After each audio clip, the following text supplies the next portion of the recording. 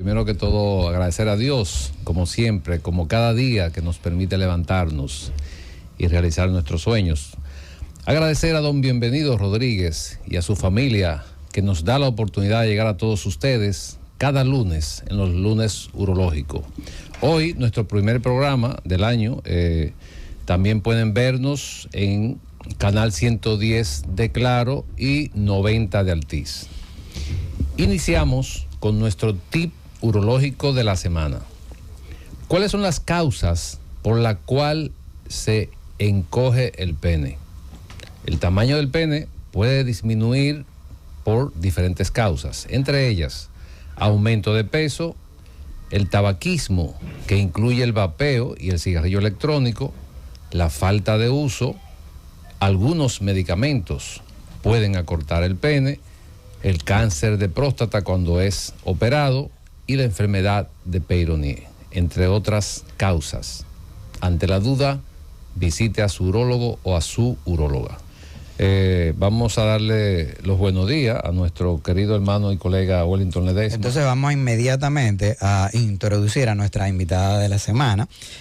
Tenemos a la doctora Pamela Félix. Ella es cardióloga internista, escuchen bien, psicocardióloga, y ella nos va a estar deleitando con el tema impotencia y enfermedad cardiovascular. La doctora labora en Sendoe y en el Instituto de Cardiología. Muy buenos días, doctora Pamela. Muy buenos días, gracias por la invitación a su espacio el día de hoy. Para mí un placer. Doctora, y esto me ha impactado mucho porque yo por eso siempre le agradezco a don Bienvenido Rodríguez, a la familia, porque yo aquí he hecho como una otra especialidad dentro de la medicina. Yo he aprendido tanto que estoy sorprendido y de verdad que estoy muy agradecido. Yo le hago este comentario porque en el tiempo que tengo, en los años que tengo como médico, como especialista, nunca había escuchado o había tenido la oportunidad de compartir con una profesional con esta especialidad de psicocardiología. Y queremos, antes de entrar al tema de disfunción o impotencia relacionada con la enfermedad cardiovascular, ¿qué es la psicocardiología? Así es, la psicocardiología es un área dentro de la psicología y dentro de la cardiología que aborda los aspectos psicológicos y sociales que nos llevan a enfermedades cardiovasculares. ¿Y cuáles son estos? Tendríamos que hablar de estrés, ansiedad, depresión, incluso el tipo de personalidad, la ira, la soledad, el aislamiento. Todo esto se ha visto que puede repercutir y llevar a la persona a tener enfermedades cardiovasculares. Y como siempre digo, desde pequeños nos enseñan a qué comer, a hacer ejercicio, a mantener un buen peso, pero no nos enseñan a cuidar nuestras emociones. Y es importante que sepamos que nuestras emociones nos pueden enfermar o nos pueden salvar. Tener emociones positivas, estas van a repercutir de manera positiva en nuestra salud cardiovascular, van a reducir la inflamación, van a reducir la frecuencia cardíaca, los niveles de presión arterial, pero asimismo las emociones negativas, el pesimismo, el ser negativo, ¿no? Pues va a repercutir también de una manera negativa en nuestra salud cardiovascular. Y bueno, escuchando esto inmediatamente salta al consciente un término muy popular que a veces uno piensa que es hasta algo mítico, pero uno sabe que existe, y es, por ejemplo, la hipertensión de la bata blanca. ¿Qué nos puede decir usted de eso al respecto? Porque la gente, yo sé que en sus casas inmediatamente ha asociado este término a esa condición. Así es, la hipertensión de bata blanca es real, se puede ver tanto en individuos que no sufran de la presión, que cuando ven el médico, están en un ambiente médico, ven una enfermera, están en emergencia, les sube la presión, como también pudiéramos decir que ocurren pacientes que son hipertensos de base, pero al estar cerca del ambiente médico o ver la bata o el personal, la presión le va a subir. Y es importante saber que dentro de la hipertensión de bata blanca, o vamos a mencionar esa hipertensión emocional, vemos pacientes que pueden llegar a ser hipertensos secundario a un estrés crónico. Bien, a un estrés crónico, a una ansiedad no manejada, a una depresión que nunca se manejó, se medicó. Un paciente puede llegar a tener una enfermedad cardiovascular, a tener una hipertensión. Hay dos tipos de estrés. Tenemos un estrés bueno, que es el euestrés, que es el que tiene una repercusión. Euestrés. euestrés. Euestrés. EU de normal, ¿no? Okay. Euestrés. Este tiene una repercusión positiva en la salud cardiovasculares. Ese, digamos, este estrés que nos tiene aquí a los 4 hablando en el aire, ¿no? Pero tenemos entonces un estrés negativo, que es el distrés, que es ya cuando este estrés no es a corto plazo, sino que es a largo plazo, se cronifica en el tiempo y tiene una repercusión en nuestro sistema, produciendo más cortisol, que es la hormona del estrés, aumentando la frecuencia cardíaca, se aumenta el sistema nervioso simpático, va a aumentar los latidos del corazón, va a aumentar la presión arterial, incluso va a aumentar los niveles de glicemia. Entonces aquí vemos las consecuencias de este estrés negativo no identificado y no manejado. Cuando usted habla del cortisol, habla de ese paciente que se intoxica de cortisol, vamos a decirlo así. Así es. Doctora, yo quería hacer una pregunta con relación al estudio que yo le di, porque es una parte que me preocupa mucho. Pues, al final, el mundo será gobernado por los jóvenes. Nosotros ya estamos, vamos a decir, digo nosotros, me refiero a mí y a Wellington. No, pero tienen juventud acumulada. Juventud acumulada, O sea, y me preocupa la juventud, la niñez. Yo creo que como que es la población que nosotros debemos hacer énfasis en la formación de ese mundo de niñez, de adolescencia, de jóvenes. Y estoy preocupado porque veo con frecuencia, me imagino que Wellington también, de jóvenes que van a la consulta con un problema de infertilidad, con un problema de disfunción eréctil, y cuando hacemos el historial clínico, yo vapeo, uso esto. Entonces, hay una relación importante. Yo, desde el punto de vista cardiológico, como usted ya mencionamos, es internista, cardiólogo y psicocardiólogo, ¿qué opinión le merece esta parte que lo hemos hablado en otras ocasiones, pero seguimos insistiendo porque este estudio es reciente, de apenas 2 semanas, 3 semanas, y quisimos traerlo a colación para que nuestros radioyentes pues también tengan la información, y yo sé que alguien va a cooperar con esto, va a ayudar a que alguien pues deje esa práctica. ¿Cuál es su opinión del punto de vista como profesional, como cardiólogo?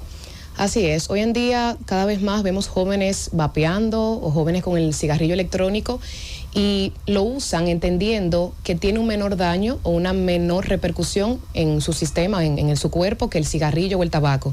Y al contrario, igual o peor, se ha visto según la evidencia científica. Entonces es importante hacer un llamado a la población, sobre todo a los jóvenes, como usted dice, que se supone que el futuro les pertenece y son la futura población de la humanidad, a dejar a un lado el uso del vape, del cigarrillo, porque sí tiene una repercusión importante. Como usted dice, la hospitalización es lo de menos, pero incluso se ha visto jóvenes que fallecen por el uso de estos dispositivos, porque pueden provocar una lesión no tan solo pulmonar, sino sistémica, y se ha visto ya el daño incluso a nivel del miocardio, a nivel del corazón, que pueden producir los vapes, el uso del cigarrillo electrónico, de la juca. Es decir, que es importante hacer un llamado a la concientización para que se evite su uso. Muy bien, excelente. Dentro del protocolo que nosotros hacemos cuando vamos a investigar a un paciente con un trastorno de disfunción, no importa la edad que tenga, aparte de los análisis, perfil hormonal o trastorno circulatorio, uno de los aspectos que tomamos en cuenta es una evaluación cardiovascular, porque como todo es sabido, anteriormente se hablaba de que el mayor porcentaje era psicológico. Sin embargo, se ha demostrado que la mayor parte de las causas de disfunción eréctil tienen que ver con un problema orgánico, aunque al final se añade la parte psicológica, porque esto afecta al individuo, sí, afecta a su entorno y ese tipo de condición, o sea que ya sería mixta. Con relación al tema del estrés, de la ansiedad, que también está mezclado a esa parte, ¿podría un paciente, que hablamos fuera del aire con relación a que el mundo ha cambiado antes y después de la pandemia? Sin embargo, yo haciendo así un pensamiento, vamos a decirlo, eso le produjo estrés a todo el mundo, pero no todo el mundo tiene la capacidad de saber o de diagnosticarse que tiene una condición de estrés o de ansiedad. Pero esto, si no se trata, según tengo entendido, usted nos va a aclarar esto, podría llevar a un paciente a una depresión mayor todavía, aun cuando no es tratado, porque muchas veces vemos pacientes con cierto comportamiento y los mismos familiares o la pareja dicen, no, es que esa persona es así.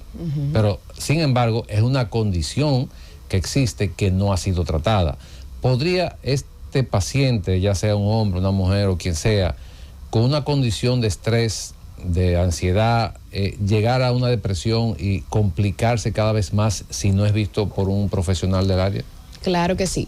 Hemos visto cómo pacientes con estrés, ansiedad, depresión o incluso el tipo de personalidad, aquel individuo personalidad tipo A, son aquellos que son workaholics, que trabajan mucho, que son hostiles, que son impacientes. Y la tipo D, que es lo contrario, son pacientes inhibidos socialmente, que manejan tristeza. Esos dos tipos de personalidad se han asociado más a las enfermedades cardiovasculares. Y se ha visto cómo esto, si no se maneja, te puede hacer caer en un infarto agudo del miocardio, bien, en una hipertensión, en obesidad, pero también a su vez tener enfermedades cardiovasculares como tener una hipertensión o un individuo que le dicen hiciste un infarto y hay que hacerte una cirugía de corazón abierto, la vida le da 360, un cambio 360, entonces este paciente puede caer en una depresión secundaria a la enfermedad. Por eso es importante, ya sea el paciente que lo identifique, el médico o tu círculo cercano, que muchas veces te dicen, mira fulano, pero te noto de esta manera. Entonces, alertarnos y siempre buscar la ayuda porque es importante y puede crear un antes y un después en la vida del paciente. Agregando un comentario con relación a lo que dice la doctora Pamela Félix, en relación a ese paciente que dice, yo estoy bien cuando va a la consulta.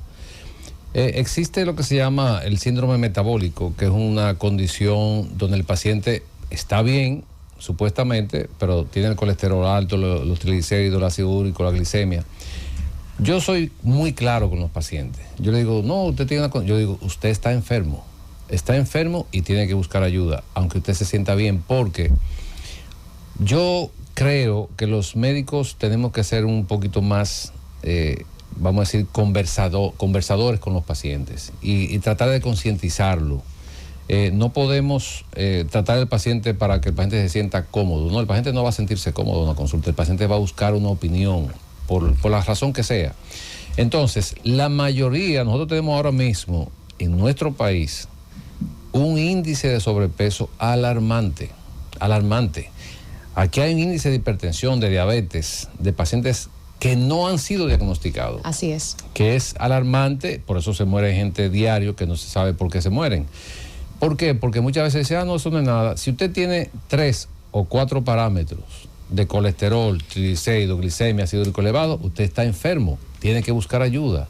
Entonces, al paciente hay que decirle que está enfermo, no que tiene una condición. Una condición es un término muy, muy aéreo dentro del área de la salud. Claro. Entonces hay que decirle que está enfermo y que tiene que buscar ayuda.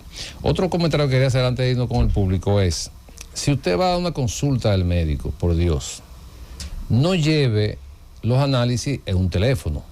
Porque entonces van a la consulta, usted se está faltando usted respeto como paciente, pero también se lo está faltando al médico y a los otros pacientes que están esperando, porque la mayoría de los pacientes cuando llegan con los análisis, no importa en la plataforma que lo tengan, o no tienen internet, o el teléfono no tiene batería, o sea, se pierde tiempo. Entonces, usted está diciendo con eso que su salud no tiene importancia. Entonces, si usted le da importancia a su salud, debe ir lo más formal posible a la consulta, porque se pierde mucho tiempo en esta buscadera de análisis en los teléfonos. Quería hacer ese comentario porque ya me ha pasado varias veces con personas que he tenido que decirle, pues salga, en lo que yo veo otro paciente, claro, porque no le entra Entonces, esto es importante, pues, hacérselo saber a nuestros radioyentes. Entonces, como nos queda ya poco tiempo, un paciente que nos llega con una disfunción, vamos a decir, de 3 meses, que pierde erecciones, aparte del protocolo que nosotros hacemos, o realizamos, o indicamos, desde el punto de vista de análisis, de estudio, desde el punto de vista cardiovascular, ¿qué usted recomienda que nosotros, como urólogos, debemos indicarle al paciente que haga? Visitar a su cardiólogo, explicarle al cardiólogo lo que estamos investigando para tener un diagnóstico definitivo, ¿qué hacer? Así es. Puede funcionar de 2 maneras. El urólogo puede intentar indicar los estudios de rutina cardiovasculares y que estos lleguen a la consulta del cardiólogo, pero siempre es bueno un abordaje integral, bien, un abordaje híbrido, donde el urólogo puede referir al paciente a cardiología, aunque aparentemente no haya una condición cardiovascular diagnosticada al momento, pero siempre es bueno el apoyo del profesional de cardiología para ver qué pudiera haber.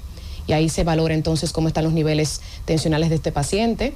También podemos ver el peso del mismo, también el perfil lipídico. Bien, como mencionaba el doctor Wellington, hay que ver cómo está este paciente y también los niveles de glicemia es importante. En caso de que todo esté bien, pues entonces ya le quedaría el trabajo urología, en caso de que no exista una condición cardiovascular, pero muchas veces la hay y no se sabe. Llegamos a la parte final del espacio, momento de despedirnos de nuestros oyentes. Pues agradecer a Dios de nuevo por permitirnos concluir nuestro programa, a la doctora Pamela Félix por sacar su tiempo y venir a orientar nuestros radioyentes. Nos vemos el próximo lunes, en un lunes urológico. Cundo, llévatelo. La receta médica.